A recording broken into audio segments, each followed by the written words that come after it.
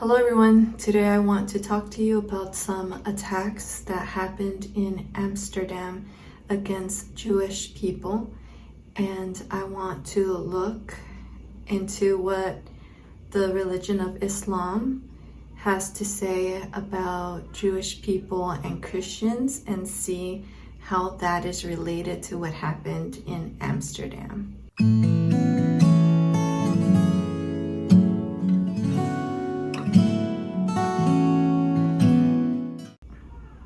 For those of you who are new to this channel, I want to welcome you and ask you to subscribe. My channel usually talks about things related to Christianity, and today I'm going to talk a little bit about how what's going around in the world is relevant to Christians. But if you are a seeker, this channel is for you as well. I introduce you guys to the Christian worldview, and we talk about other things. I have interviews with people who have come from different backgrounds and have joined the Christian religion. And so today I want to discuss what is going on in Amsterdam. It's unfortunate that I have to say this, but a lot of people probably don't care, you know? What does that have anything to do with us? Why should I worry? Why should I spend time maybe even hearing about this if my life is already full of things that preoccupy my time, my mind? I have a lot on my plate and I don't want to add any other things that are going to stress me out. Well, I want to show you how this seemingly, unrelated thing, it actually can impact your world if we don't pay attention to it. Maybe in the future, maybe it's already impacting us today. Yesterday, I saw on my X feed that there were these videos being shared. They looked really violent, and a part of me didn't want to look at them for the same reason. Like, I could just read what's happening in the, above the video, and I don't have to see these videos. And at the same time, I thought, you know what, let me just see what's going on. Let me see what's going on in the world. And the videos are very, very difficult to watch. It reminds me so much of what happened over a year ago in October, where so many people were attacked in Israel by Hamas. This time though, it was a smaller group, and information is still coming out. The details, how was it organized and all of that. I'm going to just keep it very surface level, what we're going to talk about today. I'll leave some links in the description if you're interested in going deeper into the details. But this article is called, the title is Israeli Soccer Fans Attacked in Amsterdam with 5 hospitalized and dozens of suspects arrested. This is very different from the news headlines that were coming out in the nighttime last night. It's very frustrating and annoying when you see certain news people not reporting things the way they are. A lot of the headlines I was reading, a couple, they didn't want to make it seem like it was an attack, an intentional attack on Jewish people just because they're Jewish, and they didn't seem to want to say who carried out the attack and how their religion is relevant to their actions. I'm going to read a little bit of it, and then we're going to move on and just Google search very briefly about Islam and see if we find a connection. Amsterdam. Anti-Semitic rioters actively sought out Israeli supporters to attack and assault them after a soccer match in Amsterdam, authorities in the Netherlands said Friday, with police reporting 5 people hospitalized and dozens detained after a night of violence that the mayor said had shamed the city. The police did not mention the nationality of any of those injured or arrested after the unrest in the Dutch capital. The 5 people treated in the hospital were released, while some 20 to 30 people suffered light injuries, police said. At least 62 suspects were arrested, with 10 still in custody. Police said security will be beefed up at Jewish institutions across the city, which has a large Jewish community and was home to Jewish World War II diarist Anne Frank and her family as they hid from Nazi occupiers. Isn't that interesting? I was seeing pictures of Anne Frank on social media, and I didn't understand what I just read right now, that it's this unfortunate thing happened right there in the community that is famously known as where Anne Frank and her family hid. Yesterday, when all of this was going on, all of a sudden there was an update that 2 airplanes had been sent from Israel. So apparently it was a game that people from Israel flew over to see, and so they needed assistance.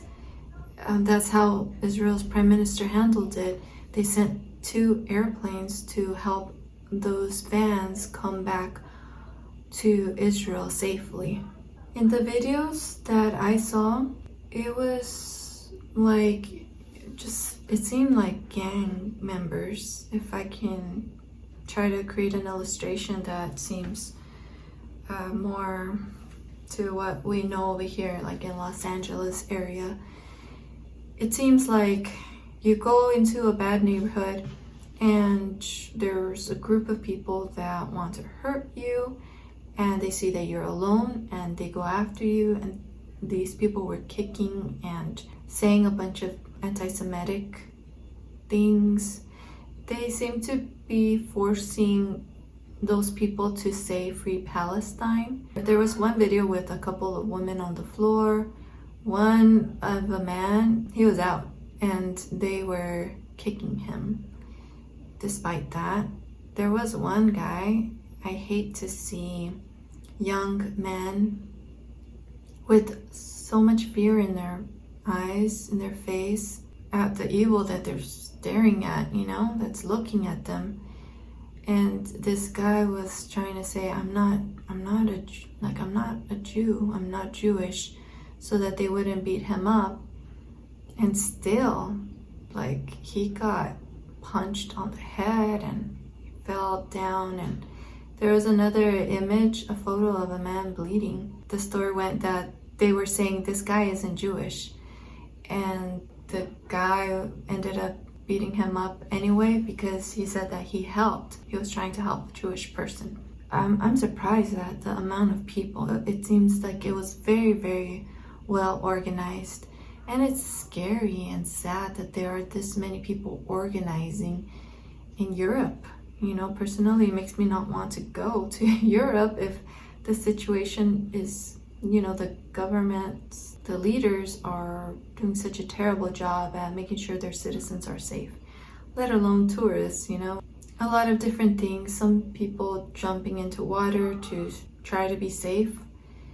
There were some cars, they were trying to run people over. There are different reports of stabbing. I don't know, I'm sure there will be more information about which reports are most credible or where someone, got the wrong information. But that's what I was able to see, and it was so discouraging last night, just thinking about how this is happening in the world. Obviously, there are so many different terrible things that have happened in the world. Sometimes you grow up going to really good schools and you learn, or you're just someone that studies on your own and research, and you are more aware about the terrible things that have happened in the world. But a lot of us are not as educated about these things, and sometimes it's a little shocking. For me personally, like I said in the beginning of this video, I feel like I've been one of those people that I only care about what's going on in my world. I mean, my life. I mean, my concern is like cleaning up my house, making sure I'm feeding my family, just difficult things that are happening in my own, extended family, things like that. So yeah, it takes an effort to look outside of that. And like the little that I've been hearing in the time that I started becoming interested in learning more about Muslims, Islam, I've been learning about things that are going on politically around the world. And one thing that has been brought to my attention is that there are a lot of bad things happening in Europe, that people that are very, very educated on those terrible things happening, especially through government, those people are sounding a trumpet. They are warning us over here in the West, saying, watch out, don't let this happen here in the United States as well. I think it's important for us to talk about this because of that. Not just because we shouldn't turn a blind eye to the terrible things that are happening in the world, but also because you need to be proactive so that it doesn't become your world. Let's move on to the next portion of this video. What's the most basic thing that anybody can do? Anybody that didn't grow up learning about the religion of Islam, the first thing that you can reach for is Google, right? And now we have the help of AI overview. First of all, I searched, what does the Quran say about Jews and Christians? And so I'm going to read. Here are like some numbers.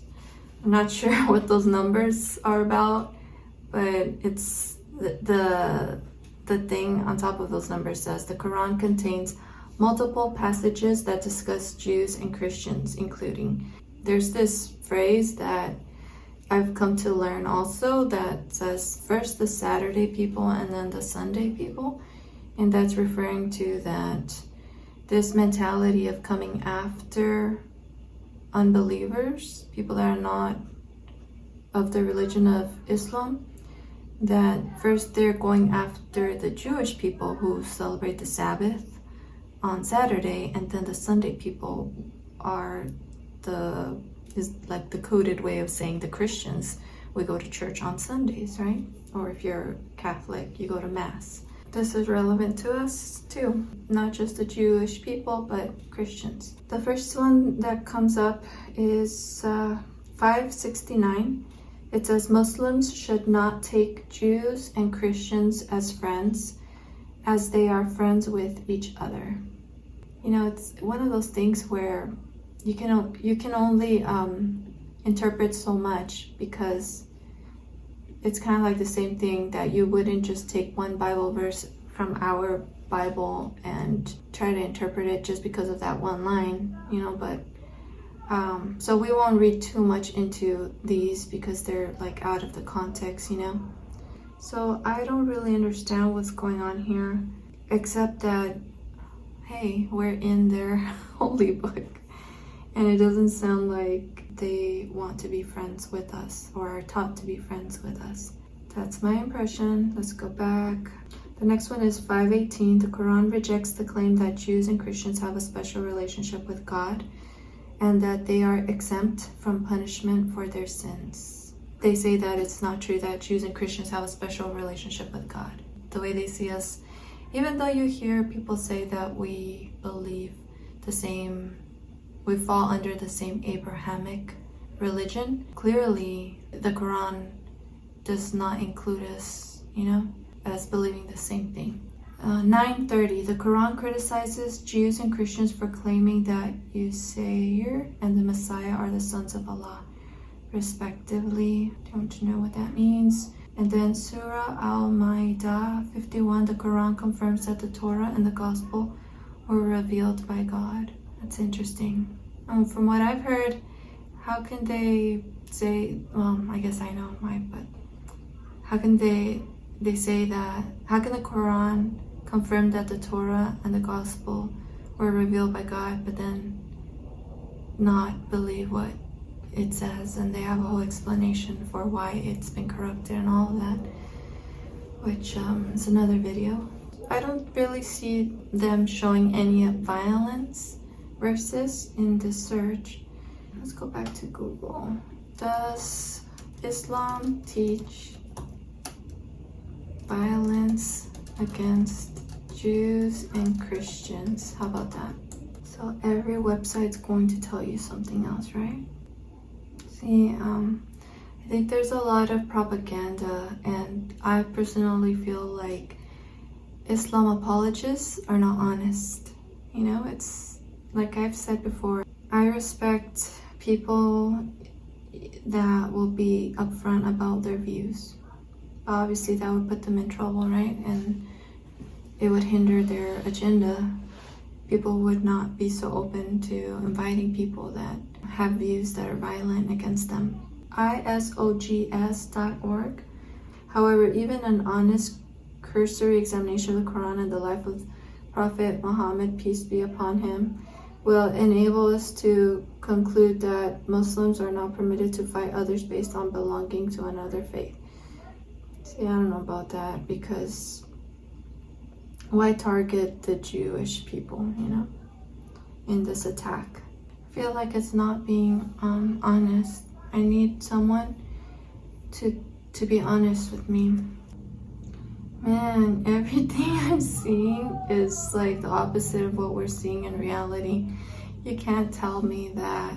I just went to PBS and it just says that no, you know, the Quran does not teach this or that about violence or hurting people, but the reality in the world, we're not seeing that. If the religion was teaching one thing, then why are the fruits of those people going with so much hatred towards the Jewish people? Here we go. Another website. Islamic State Al-Qaeda call for violence against Jewish communities following October 7 attack. I have to research this. Okay, I found a website. It's called jewishvirtuallibrary.org. It says the Quran is divided into 114 chapters called surahs. The following are translations of passages found in these surahs that are related to Jews. Ew. There's one that is found under the dinner table. 533. The punishment of those who wage war against Allah and His Apostle and strive to make mischief in the land is only this, that they should be murdered or crucified, or their hands and their feet should be cut off on opposite sides, or they should be imprisoned. This shall be as a disgrace for them in this world, and in the hereafter they shall have a grievous chastisement. I don't find it. Why do Muslims kill Jews? Okay, I've been looking online. Google didn't help me. AI didn't help me. Although websites that popped up on Google, they seem to be lying. They want to portray Islam as something that it's not. So I went to look for some honest Muslims that seem to be promoting what's going on. Did you notice how the people that were attacking these Jewish people in Amsterdam, they were forcing them to say Free Palestine? And where is that movement coming from? Those people popped out, as far as I'm aware, as soon as Hamas started a war with Israel. So I'm looking at the Hamas covenant, embassies.gov. And so I think it has portions of it, and I'll just read those real quickly. It says the Covenant of the Islamic Resistance Movement was issued on August 18, 1988. The Islamic Resistance Movement, also known as the Hamas, is an extremist fundamentalist Islamic organization operating in the territories under Israeli control. Its covenant is a comprehensive manifesto comprised of 36 separate articles, all of which promote the basic Hamas goal of destroying the state of Israel through jihad, which means Islamic holy war. So why in the world did they not inform me about how there is a word called jihad and that it is what it means is Islamic holy war? So at least tell me that that Islam believes that there is such a thing as a holy war, that it is something that they believe they need to engage in, that they're being obedient to their, what they consider their deity. At least tell me that, right? The following are excerpts of the Hamas covenant. Goals of the Hamas. The Islamic Resistance Movement is a distinguished Palestinian movement whose allegiance is to Allah and whose way of life is Islam. It strives to raise the banner of Allah over every inch of Palestine. Article 6. On the destruction of Israel. Israel will exist and will continue to exist until Islam will obliterate it, just as it obliterated others before it. That's the preamble. The exclusive Muslim nature of the area. The land of Palestine is an Islamic,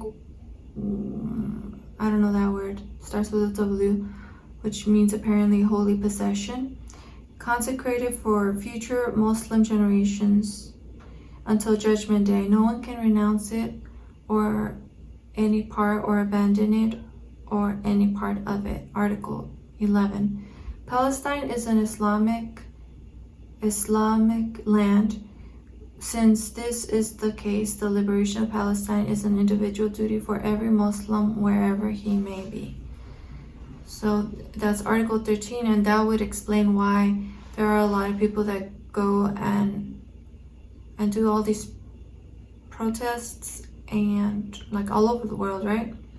And like these people in Amsterdam, I guess that's the way they see it, as they are doing what they're supposed to be doing. They're engaging in jihad in their way, in their part of the world. The call to jihad. The day the enemies usurp part of Muslim land, jihad becomes the individual duty of every Muslim. In the face of the Jews' usurpation, it is compulsory that the banner of jihad be raised. Article 15. Ranks will close, fighters joining other fighters, and masses everywhere in the Islamic world will come forward in response to the call of duty, loudly proclaiming hail to jihad. This cry will reach the heavens and will go on being resounded until liberation is achieved, the invaders vanquished, and Allah's victory comes about. Article 33. Rejection of a negotiated peace settlement. Peace initiatives and so-called peaceful solutions and international conferences are in contradiction to the principles of the Islamic resistance movement. Those conferences are no more than a means to appoint the infidels as arbitrators to the lands of Islam. There is no solution for the Palestinian problem except by jihad. Initiatives, proposals, and international conferences are but a waste of time and exercise in futility. Article 13. It doesn't sound like they think the way that we think, that, oh, why don't you guys just be neighbors? It sounds like they're convinced that Israel is part of Palestine and that they must do jihad until they have defeated Israel and taken over the land, because they believe that land belongs to them. condemnation of the Israel-Egypt peace treaty. Egypt was to a great extent removed from the circle of struggle against Zionism through the treacherous Camp David agreement. The Zionists are trying to draw other Arab countries into similar agreements in order to bring them outside the circle of struggle. Leaving the circle of struggle against Zionism is high treason, and cursed be he who perpetrates such an act. Article 32. They don't want any of these treaties with Israel. Anti-Semitic incitement. The day of judgment will not come about until Muslims fight. Why in the world did they not put this one in the search? I mean, I'm just frustrated. I understand why. I'm just frustrated that people don't do the right thing, you know? I specifically asked in the search for a verse or something that is related to violence of Christians and Jews, and this one didn't pop up. The day of judgment will not come about until Muslims fight Jews and kill them. Then the Jews will hide behind rocks and trees, and the rocks and trees will cry out, "O Muslim, there is a Jew hiding behind me, come and kill him." That is clear language that from here, where we live in the present, until like judgment, the day of judgment, I'm guessing like the end or whatever. I don't know. I have to research more about that.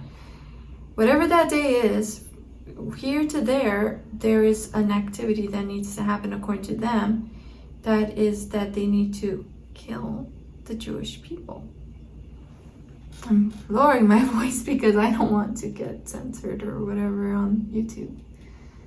I am not promoting this. I am just reading for educational reasons this Hamas covenant. That was Article 7. I'm almost done here. That enemies have been scheming for a long time and have accumulated huge and influential material wealth. With their money, they took control of the world media. With their money, they stirred revolutions in various parts of the globe. They stood behind the French Revolution, the Communist Revolution, and most of the revolutions we hear about. So this is like, yeah, the anti-Semitic, like brainwashing, right, against Jewish people. They said, yeah, so all of these things, I don't want to get in trouble for saying these things on my channel, which are spreading around the world in order to destroy societies and carry out Zionist interests. So they think that there's this agenda happening. They stood behind World War I and formed the League of Nations through which they could rule the world. They were behind World War II through blah, blah, blah, financial gains. There's no war going on anywhere without them having their finger in it. Article 22. So yeah, like imagine being someone that is being taught these things, or just in their culture, just growing up hearing all these things, these conspiracy theories against them. They are not teaching love, they are teaching like hatred and a duty to go after them. Zionism scheming has no end, and after Palestine they will covet expansion from the Nile to the Euphrates River. When they have finished digesting the area on which they have laid their hand, they will look forward to more expansion. Their scheme has been laid out in the Protocols of the Elders of Zion, Article 32. It kind of sounds like projection here, because it sounds like they fear the thing that they're actually trying to do, which is to expand, right? To gain land, and they think that Israel is doing what they're trying to do. The Hamas regards itself the spearhead and the vanguard of the circle of struggle against world Zionism. Islamic groups all over the Arab world should also do the same. I see it's not just over there, but they're saying all over the world. Islamic groups all over the Arab world should also do the same, since they are best equipped for their future role in the fight against the warmongering Jews. Article 32. It's like they're paranoid about the Jews. And here there's like more about, it explains it. I'll read this paragraph right here. The Jews are also, here I think it's someone explaining the charter and what it insinuates. So the Jews are also presently as worthy of only humiliation and lives of misery. That is because according to the charter they angered Allah, rejected the Quran, and killed the prophets. The relevant Quran verse from Surah Al-Imran is quoted at the beginning of the charter. The document also includes anti-Semitic myths taken from the protocols of the Elders of Zion mentioned in Article 32.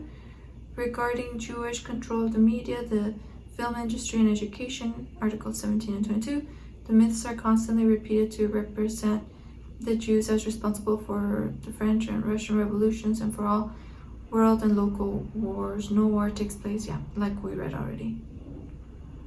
And the charter demonizes the Jews and describes them as brutally behaving like Nazis toward women and children in Article 29. The charter views the jihad, holy war, as the way to take all of Palestine from the Jews and to destroy the state of Israel, and Hamas's terrorist attacks are seen as links in the jihad chain carried out during the Israeli-Palestinian conflict. Article 15 states that the jihad to liberate Palestine is the personal duty of every Muslim, an idea expounded by Abdullah Azam. Okay, so there we have it. That's what's relevant. People are protesting Free Palestine, and in the United States it's easy for people that are uneducated, even people that are educated supposedly in our universities, they have been influenced by their professors to think in terms of we need to fight against people that are mistreating minorities, that are oppressing people, and that makes it that much more dangerous for America to be super vulnerable and just blindly help people like this that went and thought that they're doing the right thing to target specifically Jewish people and to hurt them. Because based off of what I read, it seems that that was their way of doing jihad. In their mind, it's a holy war. It's what they need to do, and given the opportunity that they had, they organize themselves. They think that they're doing the right thing. They think, there was one video where they're like, oh, look at what you did to the babies, the babies over there in Gaza. And you're talking to someone random, just someone that has nothing to do with that, just the fact that they are Jewish. So that is crazy. It's crazy to hate an individual because of who they are, where they were born, even to make them responsible for whatever you think their government leaders did wrong. It's crazy. It's crazy to think, to be so deluded into thinking that you're justified in hurting someone because you think that you're supposed to do that. The concern a lot of people have is that there are a lot of people that may be here that have been coming very easily because of the immigration problems that we've been having under this administration, Biden and Harris. And so the fear is that there are a lot of those people with that ideology that are here and that they don't they don't like Jews, they don't like Christians, and that they may start waging jihad. It's time for me to go, and let's keep learning more about this on my channel.